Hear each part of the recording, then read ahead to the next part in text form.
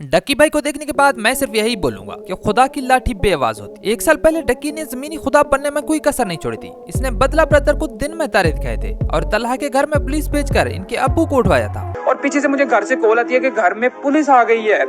30 से 40 लोग मेरे घर पे आते हैं और रेड करते हैं बिना किसी FIR के, बिना किसी लीगल नोटिस के, रिटर्न नोटिस के। मैं आज की इस वीडियो में जो भी बकवास करूंगा विद प्रूफ करूंगा। तो सबसे पहले डक्की के इस वॉइस मैसेज को सुनो। यार अगर आपको ऐसा लग रहा है कि बेल हो जानी थी और हमने स्कूल में बैठ जाना तो वो आप करके देख लो, ठीक है। नहीं लेता FIR, मुँह है, मैं देखता हूँ कैसे स्कूल में रहते हो। पेरेंट्स को धमकियां लगाता है, मुँह है, मैं देखता हूँ कैसे स्कूल में रहते। इस वॉइस को सुनने के बाद मैं यही कहूंगा कि खुदा की लाठी बेआवाज नहीं होती है तो क्या होती है। इस वॉइस नोट में खुल्लम खुला धमकी दे रहा है कि मैं देखता हूँ कैसे तुम्हारी बेल होती है। किसी सियाने ने कहा था खुदा कभी किसी गंजे को नाखून ना दे। मेरे मुंह पे बहुत जोर का थप्पड़ लगाया। मैंने वो मुंह पर किया ही था, उसने मुझे दूसरा थप्पड़ लगाया। मैं वहाँ पे बड़ा हेल्पलेस फील कर रहा कि यार मेरे से ऐसा क्या हो गया। मैं तो मेरे थप्पड़ इधर लगता था, फिर वो कहता मुंह पर, तक उसका दिल नहीं भरा। मैंने तो गिने भी नहीं है कि उसने मेरे थप्पड़ कितने मारे हैं। यही वो डक्की है जिसने 2023 में बदला ब्रदर को पाकिस्तान छोड़ने पर मजबूर किया है और इसने FIRs पे FIRs करवाई है इस पर। और तो और इस बंदे ने बदला ब्रदर को बेगैरत ब्रदर भी कहा है। बेगैरत ब्रदर।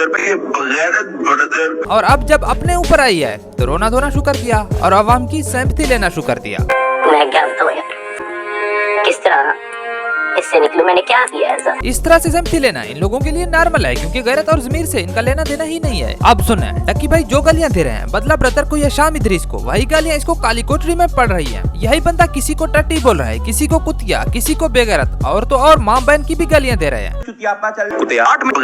और अभी तो रुको, क्लाइमैक्स अभी बाकी। बच्चा कहता है कि बच्चा थप्पड़ वो मारी जा रहा होता है। अभी मैं डक्की से पूछता हूँ, तुम्हारे साथ 2 और बदमाश भी होते थे, एक को अवाम नदीम नानी वाला और दूसरे को रजब भट्ट के नाम से जानते हैं। वो किधर है? इनमें से कोई तुम्हारे दुख में शामिल हुआ है? पिछले साल इन तीनों ने मिलकर तलहा के साथ वो किया जो शायद एक शरीफ आदमी सोच भी नहीं सकता। तलहा का कसूर क्या था? उसने सिर्फ तुम्हारे कोर्स को एक्सपोज किया था। फिर इन तीनों ने मिलकर तलहा को गालियां दी है, काल करके डराया है और तो और घर की तकद्दुस का भी ख्याल नहीं रखा।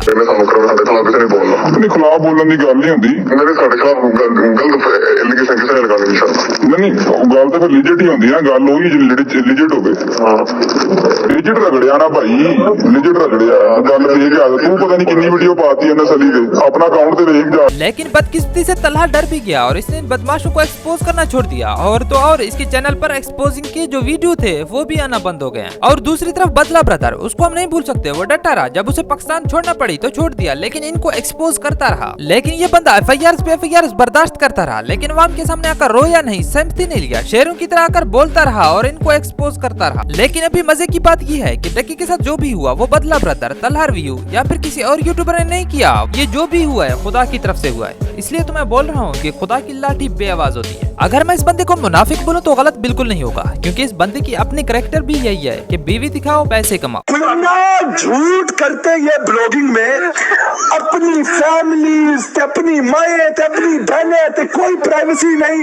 कैमरा पकड़ कर मैं ये कर रहा हूँ, मैं ये खा रहा हूँ, मैं गट्टी करने जा रहा हूँ, मैं ये लाख दिलाना कहते ब्लॉगिंग पे, जिधर इज्जत नफ्स का सवाल नहीं आता। शर्म, कौन सी एंटरटेनमेंट किया तुम लोगों ने? नंबर 1 लोग ने डड्डू चार्जर। आप भी बेगैरत हैं और जो आपको हैंडलर्स जो ये करवा रहे हैं वो भी बेगैरत। क्या टैलेंट है तुम लोग का? हाँ, ये मुनाफिक लोगों को टट्टी बोलता रहा और खुद गैम्बलिंग की प्रमोशन करता था और इसको पता भी था कि ये हराम है और गैर कानूनी भी है। मैं यहाँ पे कोई जस्टिफिकेशन नहीं देने आया कि हम बैटिंग आया तो ये, मैं यहाँ मुझे पता है कि टोटली गलत है, ठीक है, अनइस्लामिक और मेरे ख्याल से पाकिस्तान में लीगल भी नहीं है। सही है, मैं दोनों हवाले से अगर मैं कहूँ तो we are in the wrong side. मेरे भाइयों, मैं ये हरगिज नहीं कह रहा कि डक्की के साथ जो हुआ है वो अच्छा हुआ है। इसके साथ जो भी हुआ बुरा हुआ, नहीं होना चाहिए था। लेकिन अब सवाल ये पैदा होता है कि डक्की सुधरेगा, अपने घर की इज्जतों को तवाइफ बनाना छोड़ देगा, गैम्बलिंग की प्रमोशन को छोड़ देगा, गुंडागर्दी छोड़ देगा? हम उम्मीद और एक्सपेक्ट भी ये कर रहे हैं कि वो ये सब छोड़ देगा, क्योंकि मेरा दिल नहीं माना कि वो ये सब छोड़ देगा। बिकॉज़ आदमी अपने आदतों से पहचाना जाता है। मैं आज की इस निकी सी वीडियो को यहीं पर एंड कर रहा हूँ। आई होप आज की वीडियो आप लोगों को काफी पसंद आई होगी। अगर वीडियो पसंद आई है तो वीडियो को लाजमी से लाइक करके सब्सक्राइब वाली बटन को तोड़ दें। फिर मिलेंगे किसी और वीडियो के साथ, तब तक के लिए हंसते मुस्कुराते रहें।